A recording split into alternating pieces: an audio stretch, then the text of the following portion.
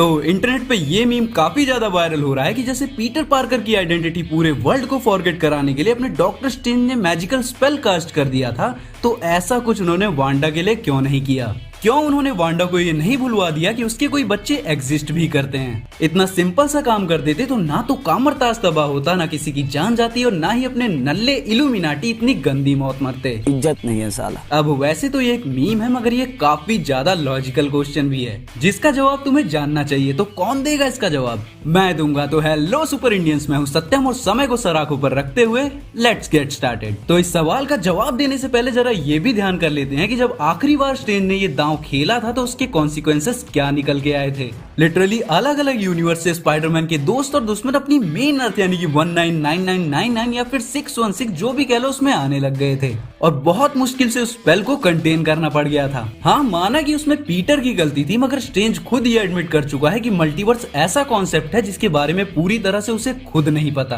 तो as an ex sorcerer supreme वो खुद दोबारा इतना बड़ा डिसीजन नहीं ले सकता था, क्योंकि इस चीज के और भी भयानक परिणाम निकल के आ सकते थे। लेकिन क्या होता अगर इस सब की परवाह किए बिना अपने डॉक्टर साहब इस स्पेल को वांडा के लिए कास्ट कर देते? तो सबसे पहली बात, इस कास्ट को स्पेल करने के लिए स्ट्रेंज को वांडा के बाल का कोई टुकड़ा चाहिए होता और वो तो वांडा देने से रही थी। फिर भी चलो मान लो कि जैसे तैसे स्ट्रेंज वांडा के बाथरूम में घुस के उसके ट्रिमर या कमोड से एक आध बाल हासिल कर लेता, कैसी अपमानजनक बातें कर रहा है लड़का ये। और उसके बाद उस स्पेल को सक्सेसफुली कास्ट कर भी लेता, तो उसके बाद क्या होता? तो वेल, इस सिनेरियो में तुम ऐसा मान लो कि वांडा और पूरी एमसीयू की मेन अर्थ ये भूल जाती है कि बिली और टॉमी एग्जिस्ट भी करते हैं। लेकिन ये मत भूलो कि साइको के पास डार्क होल्ड भी है जो उसे वापस से याद दिला देती है कि अदर यूनिवर्सेस में उसके बच्चे अभी भी एग्जिस्ट करते हैं। ये बिल्कुल वैसा ही होता जैसे आप जैसे तैसे करके अपनी एक्स को भूल जाओ, मगर किसी दिन वो आपको वापस से हाय बाबू का मैसेज करके आपकी सारी यादें रिफ्रेश करा दे। तो साला ये दुख का खत्म नहीं होता बे।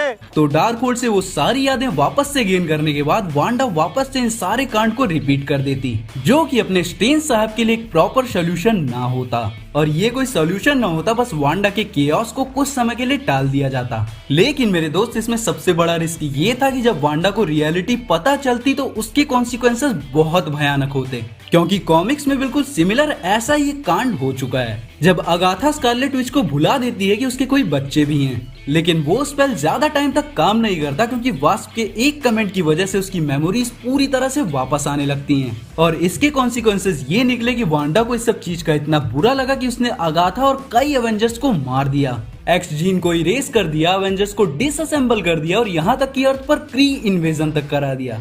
और इतना सब कुछ होने के बाद भी स्ट्रेंज के बताने तक किसी को पता तक नहीं चला कि इस सब के पीछे वांडा थी। तो फाइनली अब शायद तुम सब समझ गए होगे कि क्यों डॉक्टर साहब ने ये स्पेल कास्ट नहीं की। माना कि इस मूवी में काफी सारी लेजी राइटिंग्स थी, लेकिन ये उनमें से एक नहीं है। तो गाइज, ये था आज का वीडियो जहाँ पे मैंने आपको ये बताया कि क्यों डॉक्टर स्ट्रेंज ने वांडा पे वो स्पेल नहीं किया जिससे वो अपने बच्चों को भूल जाए। इसी के साथ ही अगर आपको वीडियो अच्छा लगा तो वीडियो को लाइक करो, अपने दोस्तों के साथ शेयर करो और कमेंट में भी बताओ कि इस क्वेश्चन का जो मैंने आंसर इलैबोरेट किया है वो आपको कैसा लगा। तो मुलाकात होगी अगले वीडियो में, तब तक के लिए bye. May the force be with you.